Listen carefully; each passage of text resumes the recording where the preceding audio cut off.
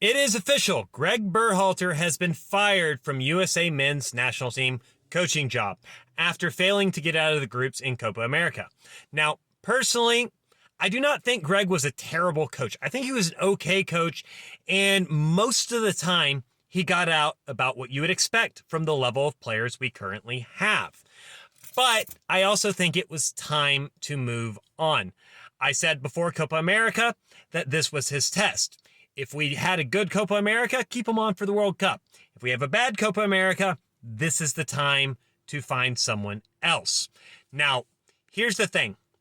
Who is going to replace Gregg Berhalter? Now, the people on the internet are all screaming for Jurgen Klopp. I don't think that's going to happen. Nor do I think Jurgen Klopp is going to magically make USA men's national team a better team. I don't know who it's going to be, but more likely possibilities are Jim Curtin, the Philadelphia Union coach, Steve Cherundolo, who's currently LAFC's coach, or maybe even Wilfried Nancy, Columbus Crew's coach. Those are more likely possibilities. However, there are probably plenty of European managers that we're going to look into and see if they're interested in taking the job. And we'll probably be able to pay for them. But at the end of the day, what should we expect from whoever replaces Gregg Berhalter? Marginal improvements. That's it. Like, at the end of the day, the coach is not who wins the games. The players are. And USA men's national team is a good team, but we're not a great team yet. We frankly just do not have the talent to compete with the very best teams of the world unless they have an off day. And frankly, that's what happened in Copa America. We had an off day against Panama and we got beat. And when we played Uruguay, who is a top team, they were marginally better than us. And that's international soccer at the highest level. Whoever replaces Gregg Berhalter is not going to turn us into a team that is going to beat Panama 10 out of 10 times, 3-0, even if we're down a man. And he's not going to take us to beating Uruguay comfortably every single time.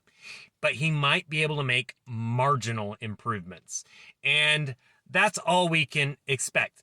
Also, I do think that there is an argument to be said that our players are just going to mature as professionals in the next 2 years. They will become better players just because they've matured. Not to mention, there's probably going to be some other young kid coming up the pipeline that's 16, 17 right now that'll be 18, 19 later.